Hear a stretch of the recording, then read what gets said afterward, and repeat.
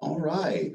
Well, we are now going to transition over. If there are no further questions on that section, we will transition over to the DEIS. If you'll just give me 1 second to do the bump and shuffle.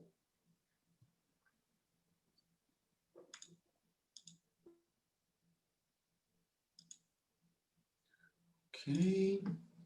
And 1 more second, Director Florence. Where are my controls?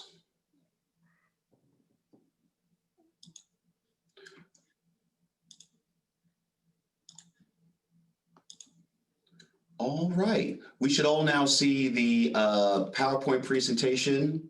Should say Fairbanks Economic Development Corp, Doyon Utilities. Can I get a confirmation? Jomo, this is Lou. I can see you. Perfect. All right. Well, everybody, here we go. We're transition over. Again, right now we have with us, he's on my board of directors, Mr. Lou Florence. He is the president and CEO of Doyon Utilities. Doyon Utilities, of course, has an affiliation with Doyon, our local native corporation, our friends and neighbors. But they provide utility services to some of the military bases here in the state of Alaska, and particularly at Fort Wainwright. There is a draft environmental impact statement out right now. The base has been looking at how they're going to heat and power that facility. So, Mr. Florence, if I may, the floor is yours. Great, thanks, Jomo. Good morning, everybody. Thank you very much for the opportunity to speak with you today. I appreciate everybody adjusting schedules to do this on Monday rather than our customary Tuesday gathering. I think this is an important topic to discuss this morning. Most of you are probably aware that there's a telephonic public meeting this evening from 5 to 7 p.m. where the Army's taking public comments on the draft environmental statement for the heat and energy upgrades at Fort Wainwright. I'm going to go ahead and post a link into the chat that is going to tell everybody, or at least point everybody to the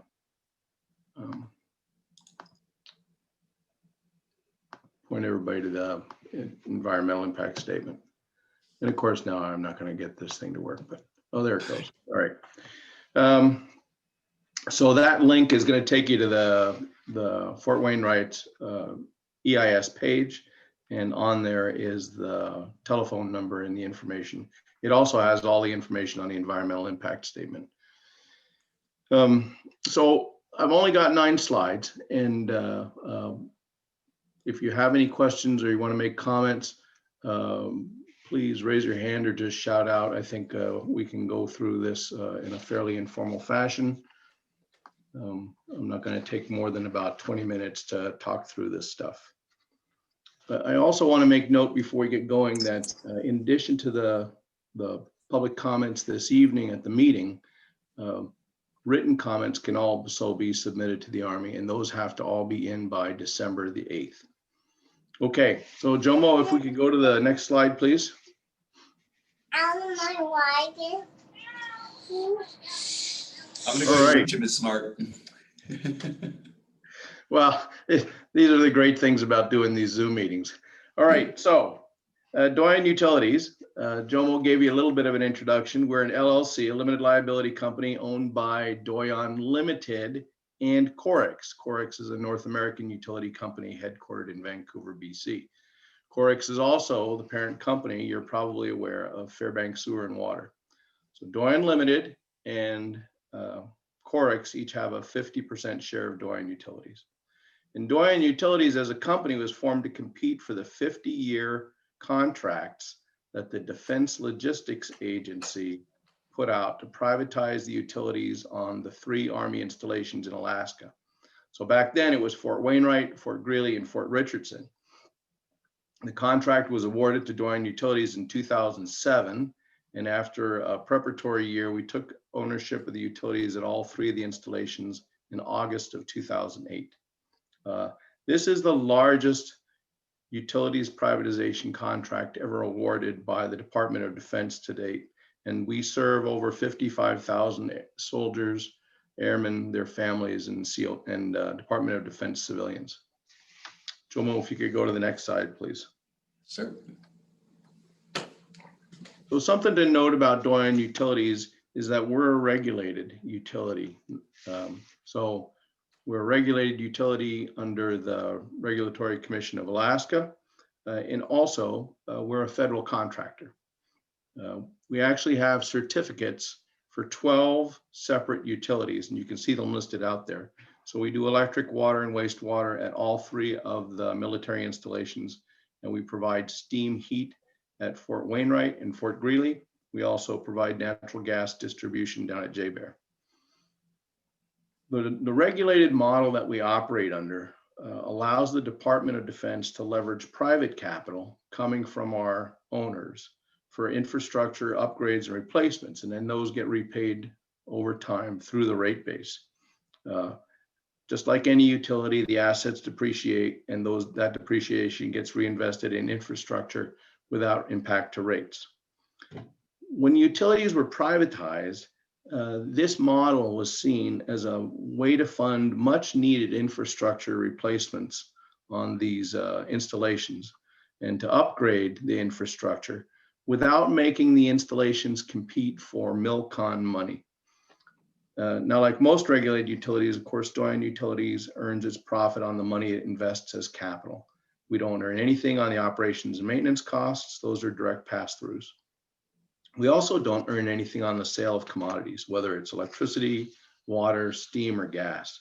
So the Defense Logistics Agency actually buys the coal that we burn from Usabelli. The installation then owns the steam and the electricity that we produce. So that's who we are. Jomo, could we go to the next one, please? Sure.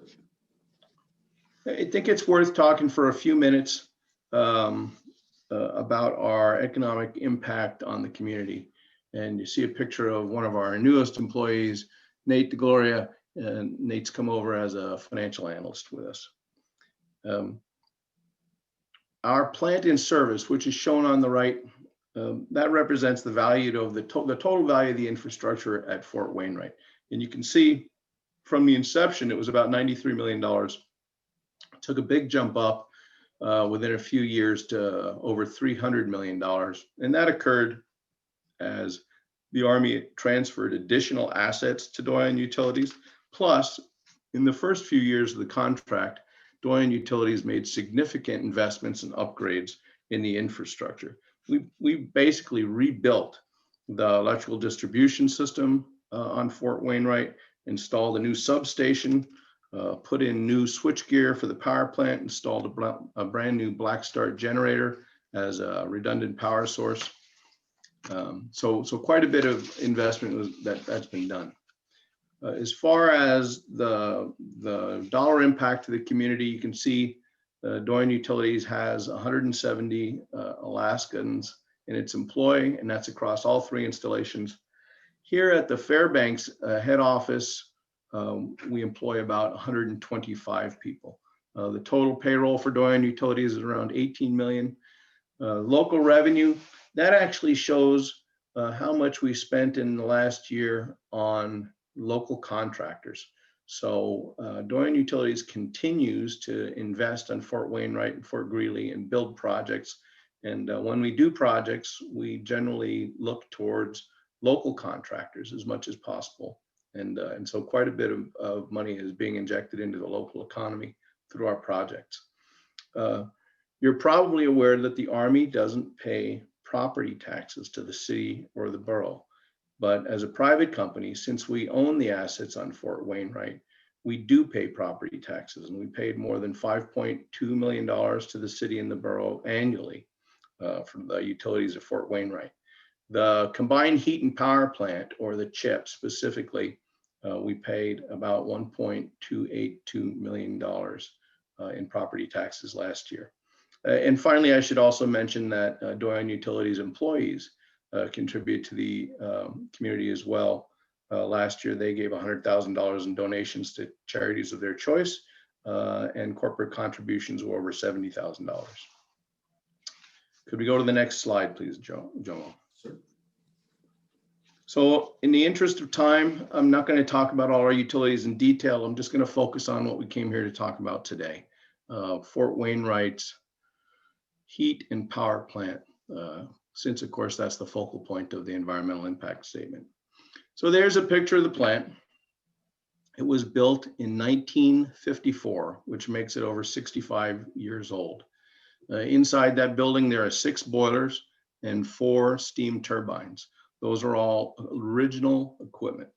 Now the plant is old, no question about it, and it is beyond its design life. Design life for plants like this is typically around 30 years.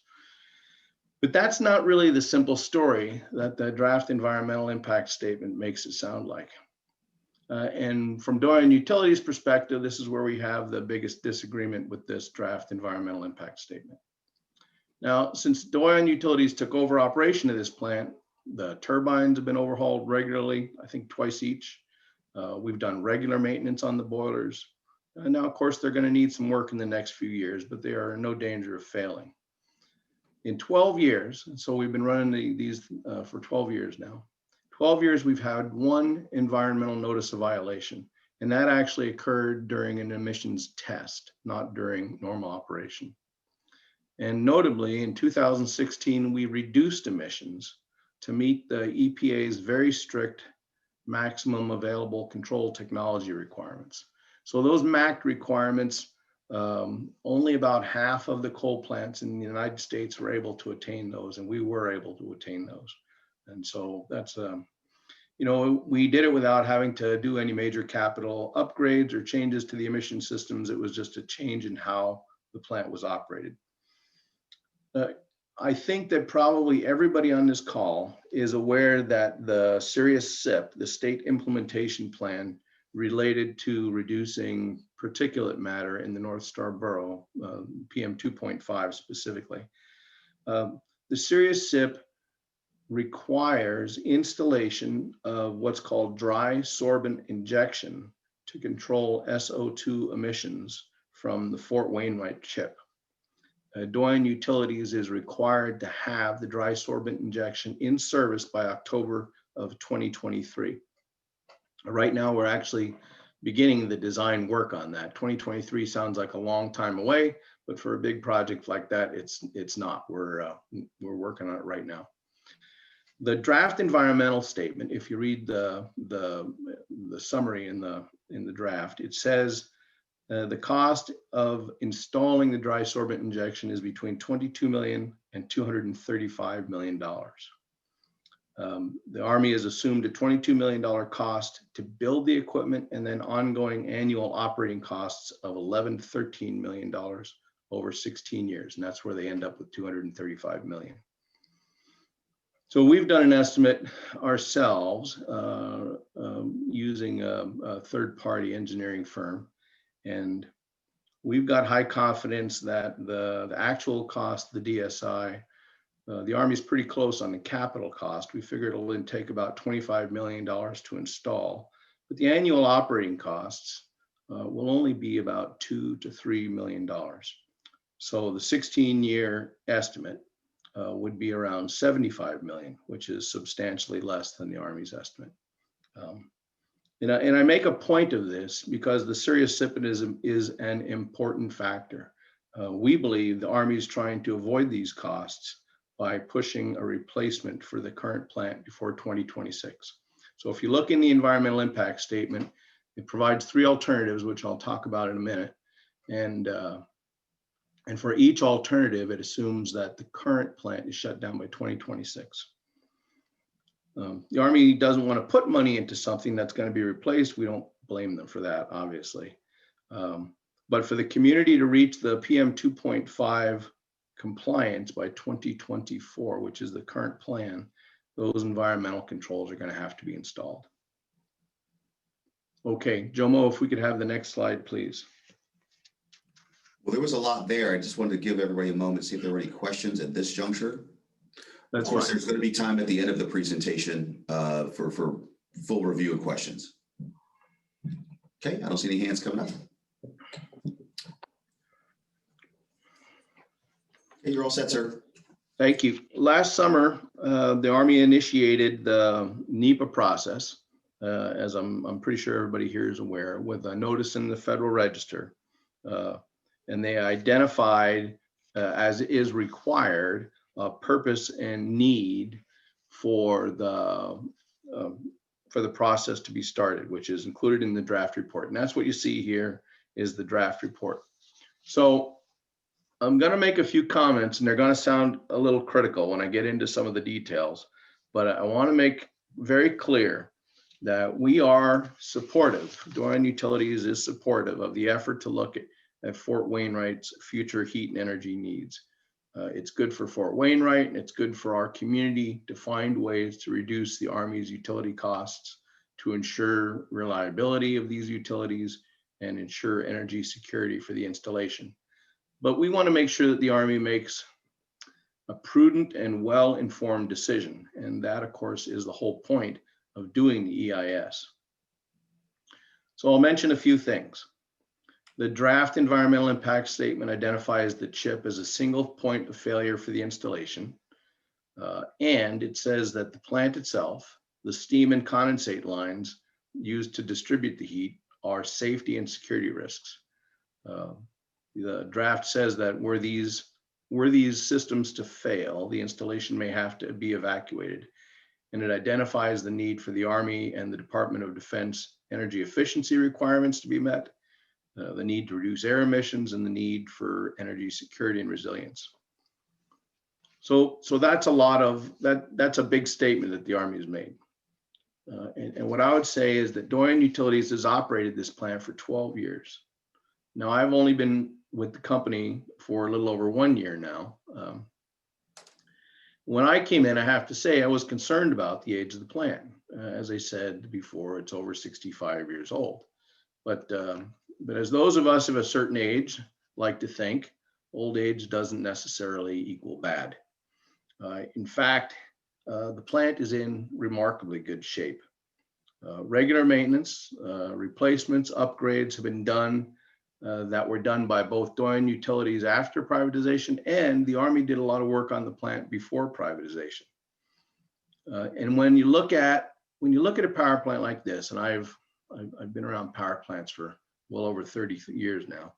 When you look at a power plant like this, more important than the design life in determining the reliability of the plant is an assessment of its condition.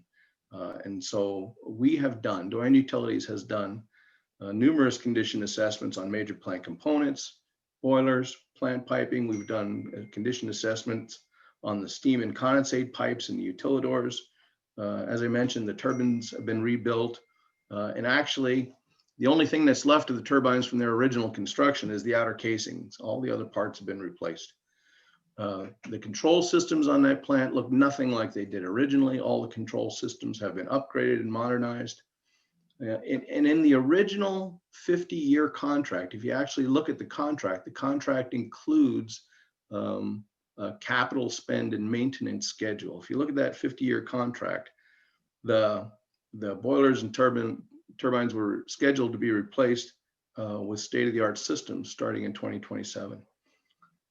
Even without that capital investment, existing boilers and turbines will operate reliably with just a regular repair and replacement program for many years.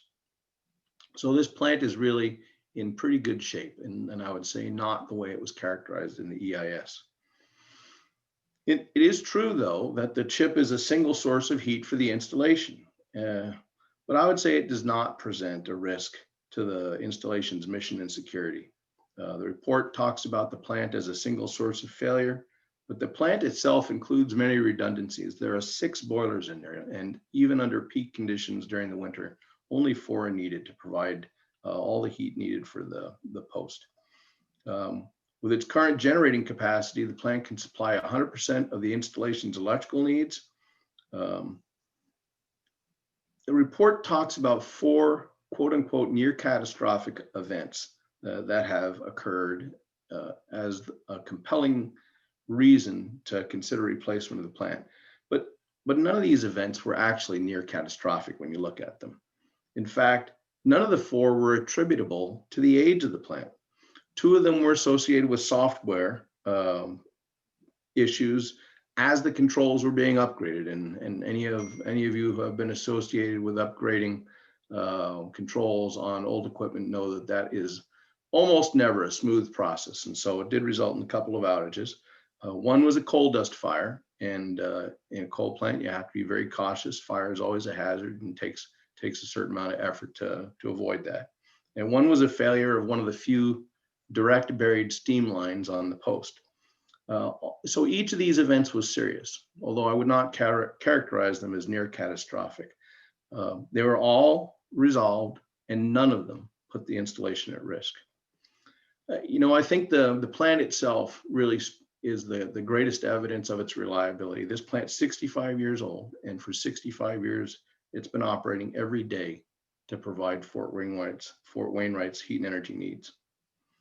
And one of the things that Doyon Utilities has suggested to the Army is if they really want to replace or to mitigate the risk associated with having a single source of heat, what we've suggested is that we build an alternate heat source fired by ultra low sulfur diesel, for example, and that could provide some redundancy.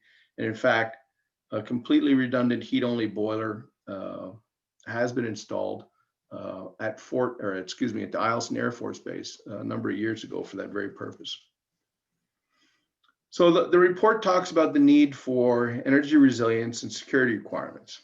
The Department of Defense's current requirement, though right now I would say it's really more of an aspirational goal, is that every installation have 14 days of energy and water immediately available and under control of the installation. Now, most installations throughout the United States don't even come close to meeting that requirement. Today, however, if you look at the coal pile that's adjacent to the plant at Fort Wainwright, and within the perimeter of the post's fence, there's 90 days of coal on that pile. And that offers an advantage that no other US military installation enjoys. 3 months of heat and energy, all completely within the Army's control. So let me wrap up this just by saying you can see that we've looked hard at this report, and we take some exceptions to the way they've characterized the chip in the report. So now let's talk about the Army's proposed alternatives. Jomo, you're right on with the slide there. Thank you. Sir. There are 4 alternatives proposed by the EIS. The first is the no action alternative, and there's always a no action alternative provided in any environmental impact statement. It serves as the baseline, and I'll come back and talk about that in a moment. The replacement alternatives that the report looks at are, first, a new coal plant built in the vicinity of the existing coal plant. And you can see that on the slide. That's identified as alternative number 1. The draft EIS estimates the construction cost for a new coal plant at $647 million. And they also think it'll take about $40 million to demolish the existing plant. The annual operations and maintenance costs associated with a new coal plant are about $16 million. And we think that those numbers are pretty reasonable. Alternative number 2, the new natural gas combustion turbine generator. This would be another plant built near the existing plant. It would produce, just like the existing chip, both heat and electricity, and it would distribute heat through the existing utilidor system. The report estimates the construction of this plant would be about $323 million, plus again, $40 million to demolish the old plant. Annual operations and maintenance costs are less at about $8 million. The report estimates that the annual, and this is notable, the annual natural gas demand to provide for a plant like this is around 2.6 billion cubic feet. That's a lot of gas. The third alternative, distributed natural gas boilers, would replace the central power plant with a number of distributed natural gas boilers. The installation would buy all of its electricity from Golden Valley. The report estimates the construction costs for this alternative to be $62 million, again, plus $40 million to demolish the old plant. Annual O&M costs are estimated to be $2 million. The natural gas requirement for this option is 1.6 billion cubic feet annually. So under this alternative, of course, the steam would no longer be distributed through the utilidor system. And as those of you who are familiar with the details of Fort Wainwright know, the steam lines in the utilidors provide residual heat that keep the water and the wastewater lines from freezing up. One of the weaknesses we see in the draft environmental impact statement is the extent to which the freeze protection for these water and wastewater lines is underestimated. So let's just talk for a moment about costs. One of the very notable things about the draft EIS is that it does not discuss the cost of fuel for any of the alternatives. And of course, here in Alaska, the cost of fuel is significant and one of the most important considerations. For alternatives 2 and 3, which rely on natural gas, we estimate that the Army would spend about $20 million or more annually than if they continued to burn coal. The draft EIS correctly states that alternatives 2 and 3 are more efficient than the existing system. But it's important to understand, I think, that despite its lower efficiency, the total fuel costs for the existing coal-fired system or for alternative 1, are much less than the natural gas costs. So I said I wanted to come back to the no action alternative. So you oftentimes in an environmental impact statement, the no action alternative is considered almost a throwaway. And this report does very little analysis of the real option of doing nothing for now. In fact, it states, and I'll quote here from the report, continued reliance on this antiquated electrical and heat infrastructure system would result in operational and cost inefficiencies, life safety hazards, and risks to mission sustainability at Fort Wainwright. And as I laid out earlier, that's simply not the case.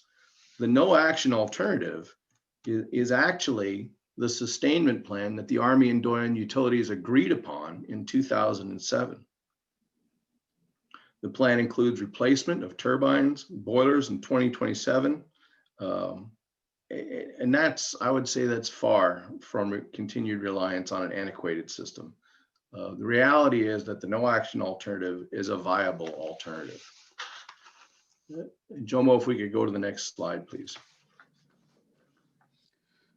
Actually, sir, if I may, I will offer another opportunity. Does anyone have any questions? If so, just pull yourself off mute.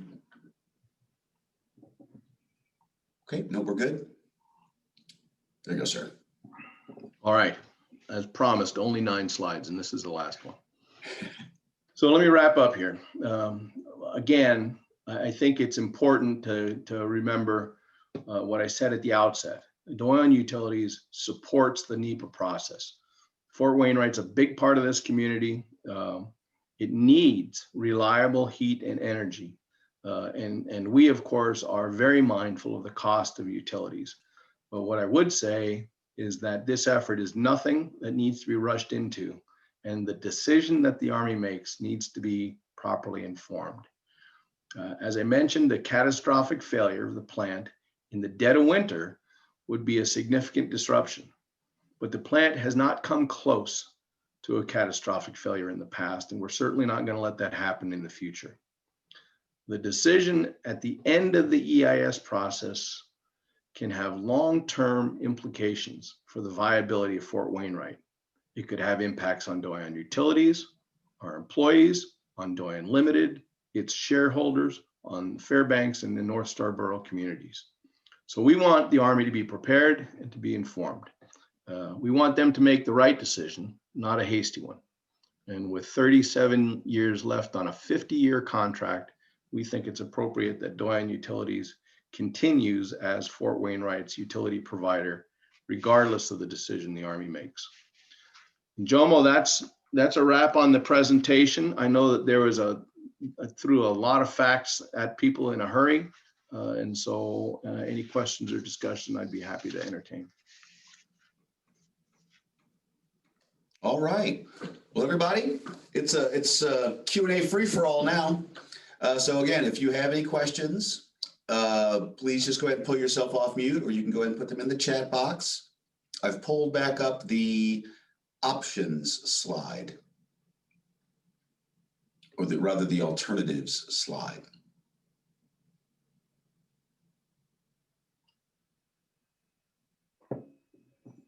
I can't believe we don't have any questions, y'all. Okay, there we go. Hey, Clark. Yes, lovely, Lou, and cogent description. I'm interested in each of the alternatives as opposed to no action. The only one that seems more protective, by that I mean less hazard, by having a catastrophic incident, is the distributed ones. And then GVA's providing, and then you have several sites. Either option 1 or 2 would still, it just means that new doesn't fail. Is that essentially the undergirding assumption by the writers of the draft DEIS? Thanks, Clark. Yeah, so the report points to the utilidor system, the centralized heating system, as a risk, because there's a potential single point of failure, but concludes that it's really the existing plant that is the biggest risk. So it would be suggesting that the Army would accept that risk of having a centralized point of distribution under alternatives 1 and 2. And I think if, from just a strict engineering and planning perspective, if you think about single points of impact, virtually every type of system provided, whether it be gas, electric, or the existing steam supply system, there's going to be a single choke point somewhere. I will mention that on alternative 3, what's not discussed here, but is in the EIS, the Army has proposed putting some additional backup generation and additional backup fuel oil to provide the necessary resilience to try to achieve that 14-day resilience. Thank you. This is Mark Parrott. I'm a mechanical engineer that designed a lot of the. And that was the thing, like, y'all are saying that to me, and There you go. Sorry, Ms. Parrott, go on. I was saying that I think one of the reasons the Army favors the option 3 is that they have had some success with it at JBER. And I'd say as an Arctic engineer, the thermal profile at Fort Wainwright is different than the one at JBER. The need for the heat in the utilidor system is critical, not just to keep the water and sewer going, but also to keep the ground around the utilidor thawed and to keep it from lifting up and displacing the tunnels.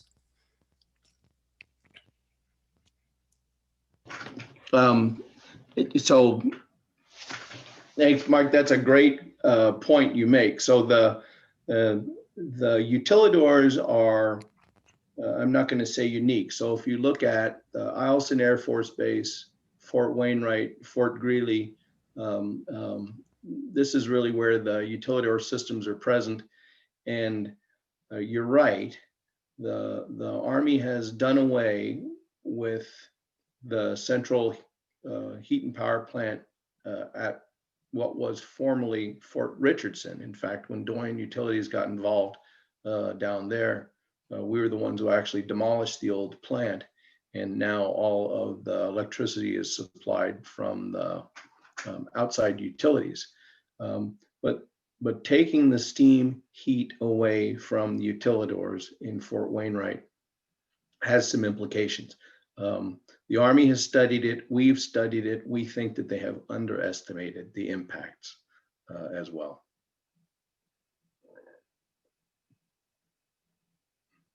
Could someone explain the Mr. Parrott's last statement regarding lifting? Are we essentially talking about frost heaving?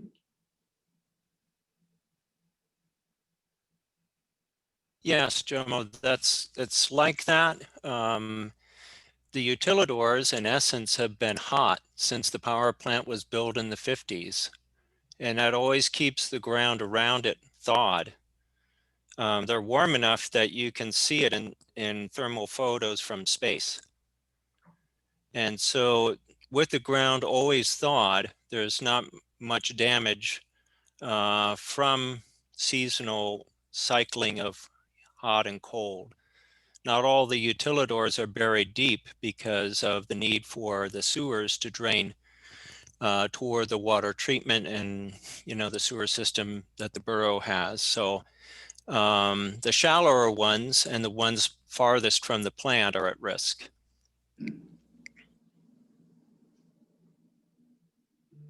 Thank you. That's the first I've heard that issue. So Joma, there's a lot we can talk about related to the utilidors, but I think this kind of scratches the surface and gives a little bit of the feel for this is a change that would have to be done very thoughtfully, and quite frankly, the utilidor systems themselves, although they on paper they're not as efficient as other ways of distributing heat. In their inefficiency, they have some very positive aspects in how they operate. Key among them, keeping the water and the wastewater flowing. And so you sacrifice a little bit of heat. Again, the solid fuel is less expensive. You sacrifice a little bit of heat and you keep everything moving. Got it. We do have a question in the chat box. What would Doyon Utilities' role be under the three alternatives? Or has that been discussed at all? So it is. So thanks for that, Jomo, and from Martha. The draft environmental impact statement addresses that explicitly. And I think it's worth noting that Doyon Limited has had consultations with the U.S. Army and asked this question specifically. So from Doyon Utilities' perspective, we feel that we should be the provider of heat and power under any of the scenarios. That was the intent of the contract, and so that's what we think the Army should do. What's laid out in the draft environmental impact statement, it says that the utility privatization contractor, which is how the EIS refers to Doyon Utilities, may have the opportunity to build either alternative 1, alternative 2, or alternative 3. So it's not guaranteed, which frankly makes us a little nervous. I should note, by the way, that although the EIS does not have a preferred alternative, when you read the EIS, and particularly if you read the underlying U.S. Army Corps of Engineers report that came out in 2018 that provides the technical support for the EIS, it's quite clear that the Army's preference is for the natural gas distributed heat option. Now I see that we do have Ms. Klukas, staff to Rep Hopkins has unmuted herself, but we also have a question in the chat box. You want to go ahead and go first? Oh, never mind. We'll go ahead and jump to It was a mistake. Sorry about that. Oh, yes, miss. So what was the assumed unit price of either the coal or the natural gas under the draft EIS, or is it even stated? So that's a good question. In all the discussion of numbers that I've done here today, there are actually very few numbers in the draft EIS. If you look back into Appendix D at the end of the EIS, there's a 2-page memo on economics. That's where I get the capital and O&M costs. And there are a couple of details inside the EIS that talk about, as I mentioned, the volumes of natural gas or the volumes of coal that would be required. but the Army has made a decision not to reveal the numbers underlying their analyses. So when you look at the EIS, as I said, it doesn't mention fuel numbers, and it doesn't have a lot of other numbers in it as well. We requested the U.S. Army Corps of Engineer report, and they provided that promptly, but all the numbers were redacted. So it's basically words only. We went right back to the Army and said, look, under the NEPA regulations, you have to provide the information that's relied upon for your conclusions. And their response was that procurement constraints, excuse me, prevented them from revealing the numbers. Frankly, this doesn't make any sense to us. If it's a public document, then everybody gets to see it and nobody has a competitive advantage. We're going back. We're going to ask through a Freedom of Information Act. We'll see if we can get a hold of the numbers so that we can understand these critical pieces of information, like what exactly are the prices they're assuming in these different scenarios. As in so many analyses, it's the underlying assumptions. Well, underlying assumptions very much matter. I see Mayor Hawkins. You have a question, sir? Yeah, thank you very much.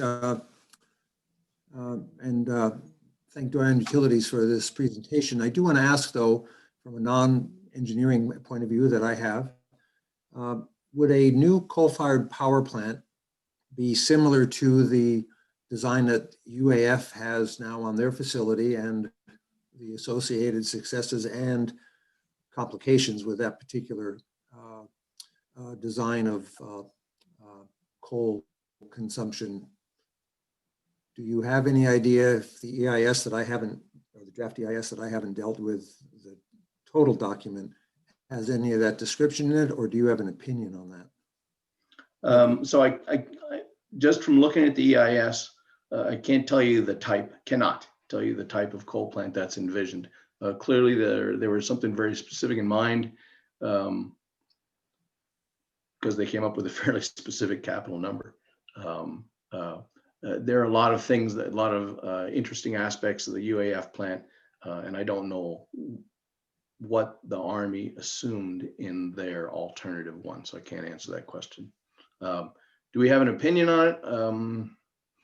No, I think, as you can tell from my remarks, what we're really focused on, or what we have focused on, is trying to tell the story of the existing plant, and basically ask the question, why would you want to replace this plant after we put so much capital into it and it's become so reliable? So a follow-up, if I may? You may. Sure. So I happen to be in facilities maintenance at the university when they had a pipe leak in their boiler back in the day, that because of the electrical distribution system in close proximity in that facility, in the power plant, when the steam leak occurred, it shut down and caused drastic failures, with the temperature going down to about minus 40, 45 that night. Is the similar conditions in the Fort Wainwright power plant and electrical distribution network in close proximity in the current facility? Sorry, I'm asking such a basic question. I don't have that information, but I wonder about that. No, that's fair. That's fair. Just and I'll answer it in as straightforward a fashion as I can. So the electrical switchgear and the boilers are in the same building.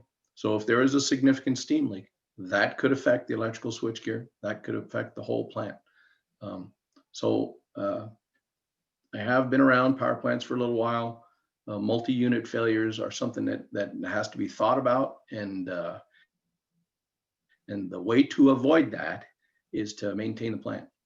That's why I say what surprised me when I got here was just what good condition the plant is in. The steam piping, all the kind of the fundamental pieces are in good shape. And so what you're describing is a possibility, and what you do is mitigate and eliminate that risk by properly assessing and maintaining the plan. So I can't say it's not a risk, but I would say that it's well managed. Is that fair? Well, yes, it's fair, but that's the same thing that I recall anyway, the UAF power plant doing, regularly repiping their boilers. They have shutdowns, they cycle them through over the summer. I'm sure that they do that at Fort Wainwright. That's right. Yep. You do that at Fort Wainwright, and I guess the SHIT stuff happens, but there's a risk. One time is catastrophic. So thanks for your statements on that. Absolutely. Thanks for the question. So we did have a question in the chat box regarding the capital and ops costs, like on a per basis. Okay. And also there was and I think that's a bit of a challenge too. And also, again, some of these timelines, essentially certain actions having to be taken within certain amounts of time at certain costs. So if it's okay, Jomo, I'll go ahead and recap those very quickly. Yes, sir, please. And I'll remind everybody that the costs that I'm referring to are contained in Appendix D of the draft environmental impact statement. The draft environmental impact statement is available on the link I sent into the chat earlier. I'll start with the timeline. So the draft environmental impact statement assumes that whether alternative 1, 2, or 3 is chosen, that the existing combined heat and power plant is shut down by 2026. So that's a little under 6 years from now. The costs that are assumed for alternative 1, and you might want to flip up the alternatives slide here, Jomo. For alternative 1, here you go, which is the replacement coal plant, they're assuming a capital cost or a construction cost of $647 million. Annual operating and maintenance costs of $16 million. Alternative 2 was $323 million with annual operating costs of $8 million. And the distributed natural gas was $62 million with annual operating costs of $2 million. And I can't help but mentioning that what's not mentioned is the differential in fuel pricing. And so current estimated prices, and again, we're not taking this from the EIS, we're making our own estimates based on publicly available information. Our estimates are that it would cost the Army about $20 million a year more right now to burn natural gas than to burn coal to provide heat for the post. Was there another question, Joel? No, I think that was it. This is Mike Kraft. Could I ask a question? Yes, sir. Hi, Louis. Hey, I saw that Black & Veatch was no longer building coal plants. Is there some other avenue for you to take for a new construction of a coal plant? Is there anybody in America building coal plants at this point?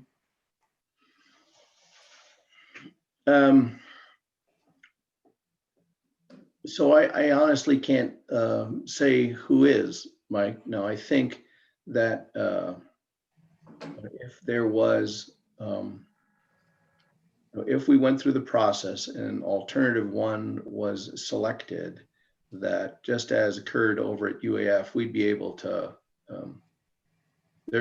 find somebody to provide engineering, procurement, and construction of a brand new coal plant. So I guess of all the things I think about on this, that was not one that I would be concerned about. I think that we'd be able to find somebody to build one. All right, thank you. Okay, we do have a final question in the chat box, sir. Before we end the presentation, can you give us a quick update on any considerations for long-term changes for operation at the Fort Greely chip? In the recent past, there was interest in biomass as a fuel source. Is the Army still looking for CHP alternatives at Fort Greely? Well, that's a very interesting question. I appreciate it being asked. At Fort Greely, there is a similar setup to what there is at Fort Wainwright. But in the case of Fort Greely, the boilers are simply heat providing and do not provide electrical generation. They're oil-fired boilers, and they go through a centralized utilidor system, very similar to, but smaller than the one at Fort Wainwright. And we only provide heat to the part of the post down at Fort Greely that is where people live, and you know, all the administration and the stores for the families and all the other similar facilities. The missile defense activity is completely separate, and that has its own power sources. But we do operate a heat system in the utilidors in Fort Greely, and the Army is looking at alternatives. So in fact, they are looking there as well as at decentralization. And we know, although the Army is reluctant to share with us details of their plans, we know that they are looking at decentralization of heat for the residential housing in particular down there at Fort Greely. So whole separate discussion, but it's similar in that, again, it comes down to utilizing your utilidors. What do we do if we don't put steam through them? That sort of thing. I don't know that the Army has announced any concrete plans. In fact, well, I'll say the Army has not announced concrete plans. We know that they're looking at it. Okay. We actually did have one more question, sir, and in regards PM 2.5. And because it's such a big issue, we might as well end with it. We all wonder about PM 2.5 effects, you know, and 2.5 in our community. Any assessment or regarding PM 2.5 impacts, positive or negative, regarding these different alternatives? So if you look at the various alternatives, the no action alternative, which is if we continue to operate the plant, then what's going to happen is we will install the dry sorbent injection, and that will remove some of the SO2 emitted by the coal, and that'll make the contribution that's modeled currently in the attainment of the PM 2.5 goal in 2024. Obviously, if a new coal plant was installed, it would also have to use controls that would support that PM 2.5 goal, as would the natural gas burning options. But of course, natural gas is a very different fuel. And so sulfur is not really a concern with it. And there are the other concern for particulate matter, which is the nitrogen oxides. There are ways to manage that as well. So I think that overall, whether it's utilizing the existing plant or any of the three alternatives, the technology is going to have to support the PM 2.5 goals that are built into the Sirius SIP and the updated SIP that the borough submitted. Okay. Well, we have come to the top of the hour. Just a little reminder, if you would, Mr. Florence, again, there's going to be a dial-in meeting this evening, but then there's also just a longer time frame in which people can submit their comments. Can we just review those one last time? Yes. So I put the link into the chat. The meeting itself is from 5 to 7 p.m. this evening. And if you give me 1 second, you know what I'm going to do is I'm going to actually put the phone number right into the chat right now. Oh, excellent. Thank you, sir. And of course, Jomo, I'd be happy to entertain any additional questions. I know we don't have time for it here, but certainly offer myself to do that. Oh, okay, and yes, sir, it just popped up. So everyone, if you'll look in the chat box, there is the phone number and the access code. All right, and President Florence has graciously offered to remain. Are there any further questions? All right, well, seeing none, again, Director Florence, thank you so very much. Thank you for this presentation. Ms. Michelle Deckard, thank you very much for your update regarding the FNSB CARES. Well, all right, everybody, that's all we have for today. Hopefully we'll hear some of you online this evening. And if there's nothing further for the good of the order, thanks a million, guys. Happy post-election. Hope everybody enjoyed and safely got through snowpocalypse from this weekend. And I hope the shoveling goes well for everybody, because I hear we're going to get a little bit more of it. All right, everybody. Talk to you next week. Thank you, Jomo. Thank you. Thank you, Mr. Florence.